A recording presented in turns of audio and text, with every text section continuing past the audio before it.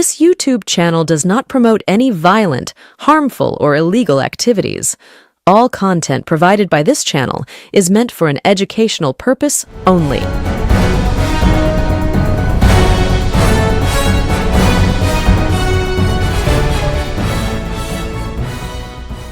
ইতিমধ্যেই আপনারা সংবাদ মাধ্যম এবং সমাজ মাধ্যমের মাধ্যমে জানতে পেরে গিয়েছেন যে তৃণমূল কংগ্রেসের বিধায়ক শিউলি সাহা, যিনি বর্তমানে মমতা বন্দ্যোপাধ্যায় কালীঘাট থেকে সরে গিয়ে ঋতব্রতপন্থী হয়েছেন, তাকে ঘিরে ধরে কিভাবে বিক্ষোভ হয়েছে কেশপুর যেই এলাকা থেকে শিউলি সাহা বারংবার জয়লাভ করেছেন, এমনকি এইবার 2026 বিধানসভা নির্বাচনে সেই কেশপুর থেকে শিউলি সাহা 50,000-এরও বেশি ভোটে জয়লাভ করেছেন। কিন্তু দেখা গেল কেশপুরে সরকারি সভায় যখন বিধায়িকা শিউলি সাহা পৌঁছালেন, মঞ্চের নিচে যে সমস্ত সাধারণ মানুষজন, বলা ভালো বিজেপির সদস্য সমর্থকরা ছিল, তারা কিভাবে শিউলি সাহাকে গো ব্যাক বলে ধিক্কার জানালো, বিক্ষোভ দেখালো। এটা হওয়ারই ছিল, তার কারণ তৃণমূল কংগ্রেসের নিচুতলার সদস্য সমর্থকরা তো এই ঋতব্রতপন্থী যে সমস্ত 65 জন বিধায়ক রয়েছেন এই মুহূর্তে, যারা মমতা বন্দ্যোপাধ্যায়ের হাত ছেড়ে গিয়েছেন, তাদের বিরুদ্ধে তৃণমূল কংগ্রেসের নিচুতলার যে সমস্ত কর্মীরা রয়েছেন, সদস্য সমর্থকরা রয়েছেন, তাদের ক্ষোভ থাকা অত্যন্ত স্বাভাবিক। তারা কেউ শিউলি সাহা বা ঋতব্রত বন্দ্যোপাধ্যায়কে দেখে তৃণমূল কংগ্রেসটা করেনি। তারা তৃণমূল কংগ্রেস করেছে, তৃণমূল কংগ্রেসের জন্য ঘাম রক্ত পরিশ্রম করেছেন মমতা বন্দ্যোপাধ্যায়ের জন্য। তাই শিউলি সাহা, ঋতব্রত বন্দ্যোপাধ্যায়রা মমতা বন্দ্যোপাধ্যায়কে ত্যাগ করেছে, ফলে তাদের বিরুদ্ধে তৃণমূল কংগ্রেসের নিচুতলার ক্ষোভ থাকা স্বাভাবিক। কিন্তু এই ঋতব্রতপন্থী তৃণমূল কংগ্রেস এবং তার বিধায়করা বকলমে যে বিজেপির বি টিম হিসাবে কাজ করছে, এ কথা বিজেপির নিচুতলার কর্মীরাও জানে। কিন্তু বিজেপির নিচুতলার কর্মীরা এ কথা জানার সত্ত্বেও এই দলত্যাগী, গদ্দার, বেঈমান যারা মমতা বন্দ্যোপাধ্যায়ের নাম, মুখ, প্রতীককে সামনে রেখে জয়লাভ করেছে, তাদের বিজেপির নিচুতলার কর্মীরাও মেনে নিতে চাইছে না। ফলে কি হচ্ছে? বিক্ষোভ। কেন মেনে নিতে চাইছে না? বিজেপির নিচুতলার কর্মীরা খুব ভালোভাবে জানে যে তৃণমূল কংগ্রেস যে ভুল 2011 সালে করেছিল, ক্ষমতায় আসার পরে নিজেদের দরজা খুলে দিয়ে নাগারে সিপিএম থেকে লোকজনকে নিয়েছিল। কোন সিপিএম? যারা অতীতে কংগ্রেস এবং তৃণমূল কংগ্রেসের কর্মীদের মারধর করত, অত্যাচার করত, নিপীড়ন করত, তারাই তৃণমূলে ঢুকেছিল। ঢুকে সামনের সারিতে কেউ কাউন্সিলর, কেউ পঞ্চায়েতের মেম্বার হয়েছিল। বিজেপির নিচুতলার কর্মীরা সেটা খুব ভালোভাবে দেখেছে এবং ঘর পোড়া গরু সিঁদুরে মেঘ দেখলে ডরায়। বিজেপির কর্মীরা আলবাত বুঝতে পেরে গেছে যে এই মুহূর্তে এই শিউলি সাহা বা ঋতব্রতপন্থী বিধায়ক, যারা অতীতে বিজেপির নিচুতলার কর্মীদের ওপর অত্যাচার করেছে, সন্ত্রাস করেছে, তারা যদি বর্তমানে এই রকমই শুভেন্দু অধিকারী এবং বিজেপির ছত্রছায়ায় বিজেপির বি টিম হিসাবে থেকে যায়, বিরোধী দলের মুখোশ পরে, তাতে করে আলটিমেটলি ক্ষতি হবে বিজেপির নিচুতলার কর্মীদের। যারা বিজেপির পক্ষে ভোট দিয়েছিল এদের বিপক্ষে, সেই ভোটও আগামী দিনে বিজেপির পক্ষে থাকবে না। তার কারণ বিজেপি যেই ভোটটা পেয়েছে, সেই ভোটটা যতটা না ইয়েস বিজেপি, তার থেকে অনেক বেশি নো তৃণমূল ভোট। হ্যাঁ, বিজেপির পক্ষে বিজেপি কতটা ভোট পেয়েছে, বিজেপি যে ধরনের রাজনীতি করে, অর্থাৎ ধর্মীয় মেরুকরণের রাজনীতি, বা বিজেপি যে ধরনের কথা বলে ক্ষমতায় এসেছিল, সেটা কতটা ভোট, আর তৃণমূল কংগ্রেস বিরোধী কতটা ভোট, বিজেপি সেটা খুব ভালো মতো জানে। এবার তৃণমূল কংগ্রেস বিরোধী ভোট বিজেপিতে এক জায়গায় জড়ো হয়েছে, ফলে সেই ভোট বিজেপি পেয়ে 45% পৌঁছেছে। আগামী দিনে তৃণমূল কংগ্রেস বিরোধী ভোট যদি সরে যায়, সেক্ষেত্রে সেই ভোটে ভাগ বসাবে সিপিএম। সুতরাং তৃণমূল কংগ্রেসের প্রতীকে জিতে আসা বিধায়ক যারা ঋতব্রতপন্থী হয়েছেন, তাদের সঙ্গে বিজেপির উপরতলার এরকম মাখামাখি বিজেপির নিচুতলার কর্মীরা মেনে নিতে পারছেন না, ফলে বিক্ষোভের চিত্র দেখুন।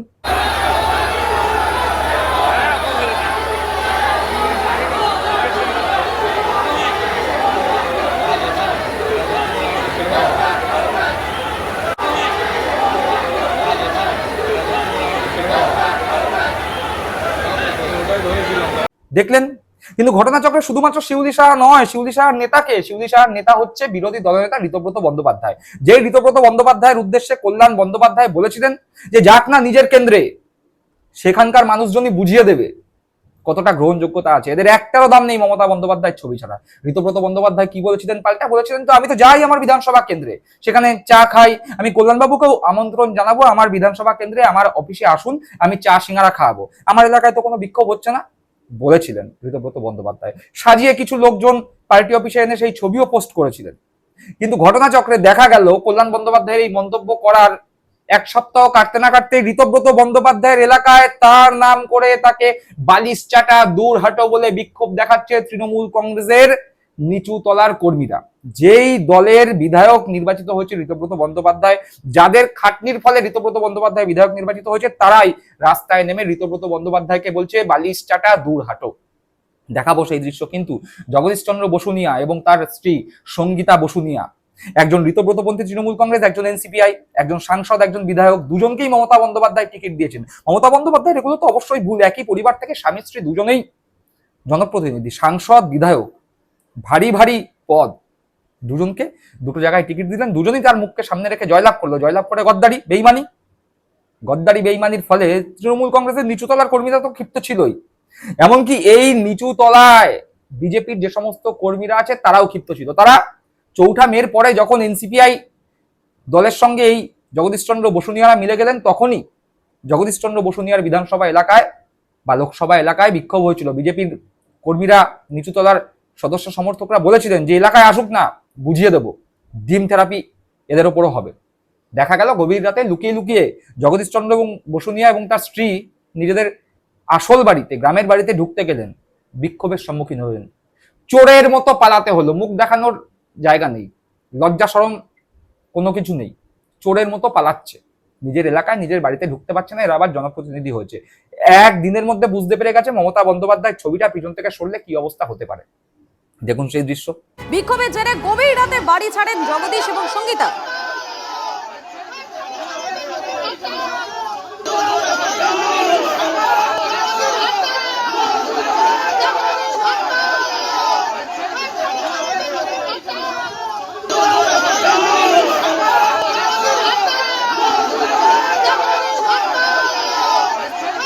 দেখলেন।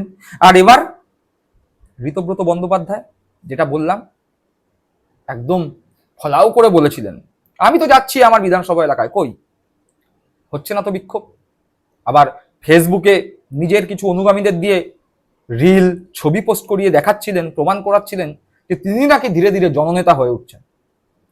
তার বিধানসভা এলাকায় উলুবেড়িয়াতে তৃণমূল কংগ্রেসের নিচুতলার কর্মীরা বিক্ষোভ দেখিয়ে বলে দিল যে তিনি আসলে চুনোপুটিও নন, তিনি সিপিএম এর সঙ্গে গদ্দারি করেছেন, মমতা বন্দ্যোপাধ্যায়ের সঙ্গে গদ্দারি করেছেন, তাই নিচুতলার তৃণমূল কংগ্রেস কর্মীরা তাকে বালিশ চাটা, গদ্দার, বেইমান, দূর হাটো বলে স্লোগান করছে, বিক্ষোভ দেখাচ্ছে। দেখুন সেই দৃশ্য।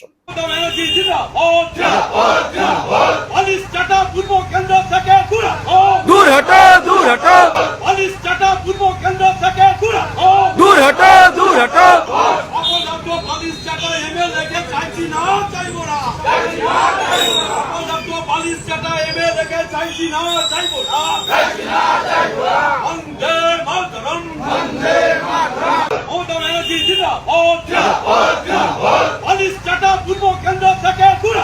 দূর হাটো, দূর হাটো, দূর হাটো, দূর হাটো। দেখলেন, অর্থাৎ জগদীশচন্দ্র বসুনিয়া আর তার স্ত্রীর বিরুদ্ধে ক্ষোভ দেখলেন, শিউলি সাহার বিরুদ্ধে, ক্ষোভ দেখলেন ঋতব্রত বন্দ্যোপাধ্যায়ের বিরুদ্ধে। এবার দেখার এনসিপিআই দলের মাথা হয়ে যারা বসে আছে, সুদীপ বন্দ্যোপাধ্যায়, কাকলি ঘোষ দস্তিদার, এদের বিরুদ্ধে তৃণমূল কংগ্রেসের নিচুতলার কর্মী সমর্থকরা কি ধরনের ক্ষোভ দেখায়, বা বিজেপিরই নিচুতলার কর্মী সমর্থকরা কি ধরনের ক্ষোভ দেখায়। তার কারণ বিজেপির উঁচুতলা বা কেন্দ্রীয় নেতৃত্ব, রাজ্য নেতৃত্ব যতই এদের সঙ্গে মাখামাখি করুক না কেন, যতই এদেরকে সেফ হাউস তৈরি করে দেওয়ার চেষ্টা করুক না কেন, বিজেপির নিচুতলার কর্মীরা সেগুলো একেবারেই ভালো চোখে নিচ্ছে না। তার কারণ বিজেপির নিচুতলার কর্মীরা চায় না বিজেপির তৃণমূলীকরণ হোক, ঠিক যেমন ভাবে তৃণমূল কংগ্রেসের নিচুতলার কর্মীরা চায়নি তৃণমূল কংগ্রেসের সিপিএম করণ হোক। কিন্তু তৃণমূলের সিপিএম করণ হয়েছিল, আর বিজেপিরও তৃণমূলকরণ হচ্ছে। তৃণমূল কংগ্রেসের নিচুতলার কর্মীরা পারেনি এইভাবে সিপিএম থেকে আসা নেতা কর্মীদের বিরুদ্ধে ক্ষোভ দেখাতে, বিজেপির নিচুতলার কর্মীরা পারছে। এবং এই ক্ষোভের মুখ থেকে কি বাঁচবেন সুদীপ বন্দ্যোপাধ্যায়, কাকলি ঘোষ দস্তিদাররা? ভবিষ্যৎ বলবে। আপনারা কি মনে করছেন অবশ্যই কমেন্ট বক্সে কমেন্ট করে জানাবেন। সকলে ভালো থাকবেন, সুস্থ থাকবেন। জয় হিন্দ, বন্দে মাতরম।